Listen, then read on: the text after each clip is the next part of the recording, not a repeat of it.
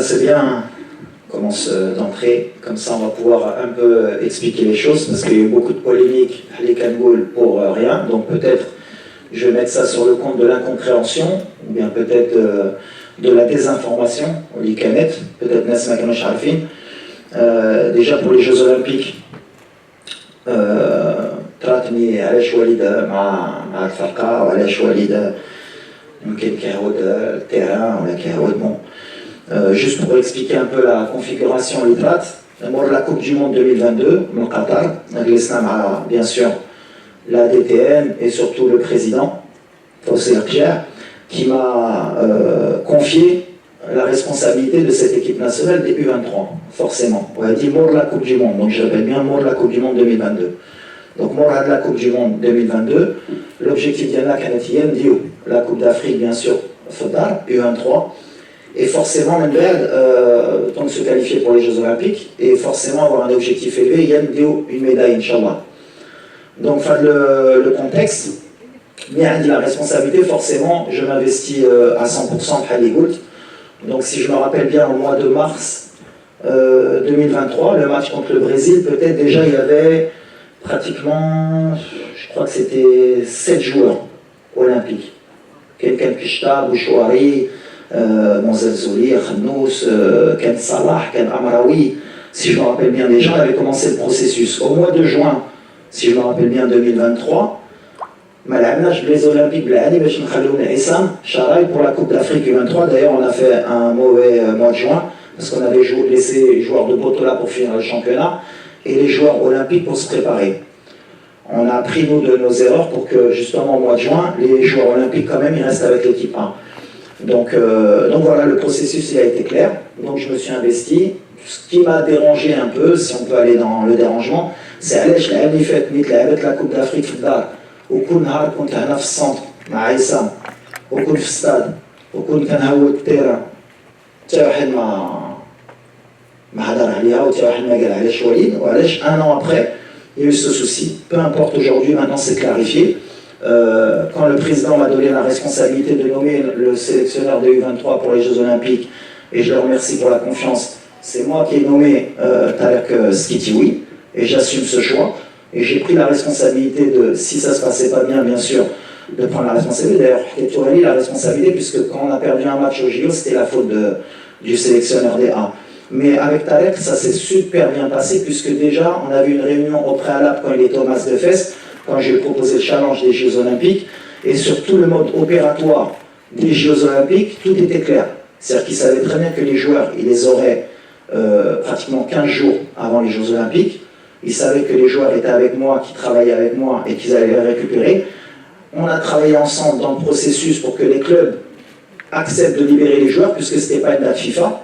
Donc, pendant tout le mois de vacances que j'aurais dû avoir, c'est moi qui me suis déplacé pour convaincre et Monaco, et le Betis de Séville, et le Havre, et X et Y. Bon, c'est vrai que j'ai échoué sur Chedi Riyad et sur Saïbari du PSV, puisque les clubs n'ont rien voulu entendre, malgré que jusqu'à la dernière minute, on s'est bien battu. Le fait que Azouzi vienne le 20 avec Bologne, avec bien sûr Marco Di Baio, avec qui j'ai eu un très bon contact, on a trouvé l'accord alors qu'au début il ne devait pas libérer. Donc voilà le processus, comme l'a dit Tarek, et il l'a très bien expliqué, comment on a fonctionné pour que le Maroc gagne à la fin. Et en fait, ce qui m'a dérangé dans tout ça, c'est que dans le process, peut-être le processus, dans ce process, c'est le résultat. Est-ce qu'à la fin, on a réussi à être champion d'Afrique et avoir une médaille?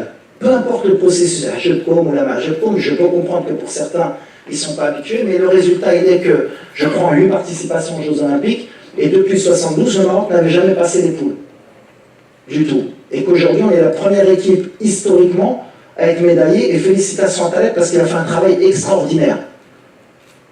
Donc à partir du moment où il y a le résultat, et qu'en 2 ans, alhamdoulilah, on est passé d'une équipe qui fait une demi-finale de Coupe du Monde, qui fait une demi-finale de Jeux Olympiques, qu'on a rajeuni l'effectif, et tous ces jeunes, puisque sur les 18 joueurs, il y en a 12 qui sont passés par l'équipe A avant. Donc ça veut dire que j'ai intégré dès la fin de la Coupe du Monde un processus de rajeunissement de l'équipe pour préparer bien sûr le présent, puisque moi je suis jugé sur le présent, et je vous l'accorde, mais mon travail en tant que cadre marocain et entraîneur national, c'est de préparer aussi l'avenir. Parce que ce qu'on prépare, c'est 2025, 2026, mais aussi 2030. Pour le sélectionneur qui sera en place, Inch'Allah, à ce moment-là. et pour qu'à chaque fois, il y ait un process fédéral, bien sûr, et initié par le président aussi, qu'on a un process que le Maroc ne fasse pas qu'un coup, une demi-finale de Coupe du Monde, et qu'il n'y ait plus rien derrière.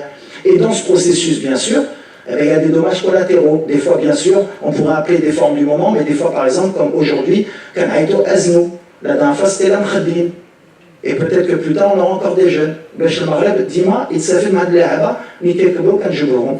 Donc, à la fin, pour terminer, la relation était parfaite entre Tarek. D'ailleurs, pour finir, on a mis à disposition de l'équipe olympique pratiquement tous les moyens de l'équipe A, puisque et le staff technique était présent tous les mois, et le staff médical avec le docteur Baudot était présent, et la réathlétisation, et tout ce qui est organisationnel des A, on l'a mis à disposition de l'équipe olympique pour avoir du succès. Alhamdoulilah, on a ramené la première médaille de l'histoire, et on est très fiers. Il faut féliciter et les joueurs, surtout Tarek et son staff, et bien sûr la fédération et le président, d'avoir eu cette ambition et d'avoir mis les moyens à disposition de cette équipe pour que le Maroc, comme l'a dit Tarek, il a bien expliqué, et c'est ce que j'ai aimé, pour que le Maroc soit gagnant, parce qu'à la fin, bien sûr, هو المغرب هو كل شيء ماشي وليد ماشي شي واحد اخر ماشي شي واحد خصو يكون عنده الحق. On a été beaucoup critiqué pourquoi l'équipe n'a pas pu se préparer plus tôt avec Tarek. Déjà il faut expliquer, comme ça on va finir parce qu'il faut bien prendre le temps, ce n'était pas une date FIFA. Donc en tant que journaliste déjà il faut connaître un peu ce qu'est une date FIFA. Quand il n'y a pas une date FIFA, les clubs ne sont pas dans l'obligation de lâcher les joueurs. On est à leur disposition. S'ils veulent vous les laisser, ils vous les laissent. Par exemple, pour Azouzi, ils nous l'ont laissé 4 jours avant, et c'était le deal. Donc en tant que journaliste ou en tant que presse spécialisée, il faut expliquer ça aux gens. Et Tarek, c'est pour ça qu'il a fait un travail fantastique avec le staff, c'est qu'on a fait le maximum pour que les joueurs aient la meilleure équipe possible, et en 10 jours, on a travaillé tous ensemble pour que cette équipe elle réussisse à ramener une médaille.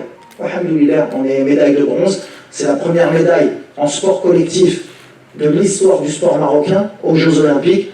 Donc je pense que, voilà, alhamdoulilah, je pense que le volet est fermé, on a très bien expliqué, et maintenant on va se concentrer sur ce qui nous importe, Inch'Allah, c'est être prêt pour la CAN 2025 au Maroc.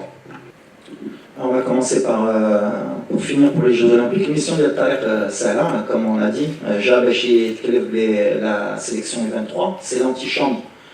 Il y a l'équipe A, donc il va continuer son travail justement, de préparer à chaque fois une génération, imam à les joueurs locaux, même à les joueurs à l'étranger.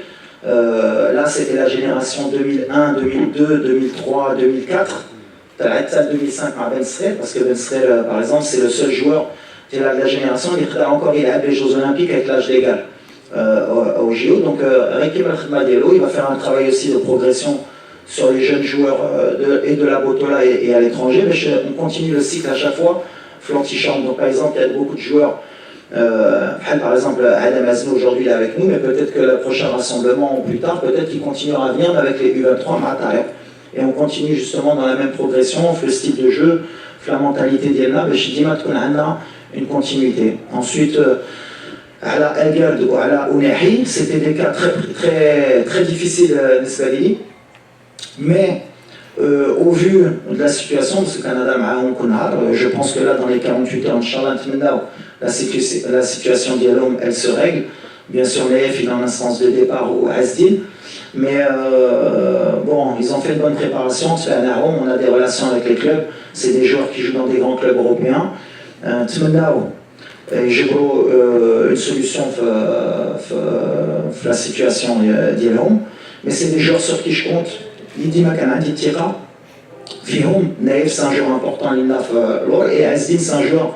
Quand il vient en équipe nationale, eh ben, c'est un joueur différent et c'est un joueur qui nous apporte maintenant l'état de forme d'Yello. Et deux matchs, Ranchofo Mireji, mais en tout cas, je pense qu'en tant que sélectionneur, car si nous Ali ou les naïfs, parce que voilà, mais ils ont eu des offres qui sont très difficiles à refuser pour certains joueurs. Ils auraient pu partir dans des pays qui leur proposent beaucoup d'argent, mais pour la compétitivité, ils ont pris le risque pour le moment de refuser ces offres. Mais Chico Nodima font l'équipe nationale, donc rien que pour ça, ils méritent d'être dans le groupe, la qualité de l'homme, parce qu'on va en avoir besoin dans le futur, et comme on ne veut pas perdre de temps, les rassemblements, ils sont parmi nous, et je réitère encore Tiradi Aliféon, بعد نهايتها اليوم. شكرا. تفضل. السلام عليكم. عادل رحموني، راديو مدينة اف ام، موقع ماتش بريس.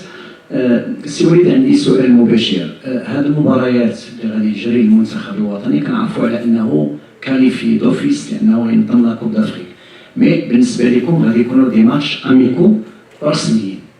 واش ما كتشوفش على ان غادي تكون واحد النوع من الصعوبه، خاصه ان المنتخبات الافريقيه تتصارع باش ترتيب ديال فيفا على انكم تحافظوا على المرتبه الاولى افريقيا وعربيا، وفي نفس الوقت على انكم تكون مناسبه كما قلتوا انكم تجربوا بعض اللاعبين اللي تقدر تاثر على النتائج واللي تقدروا تفقدوا فيها مثلا الترتيب ديال لا فيفا.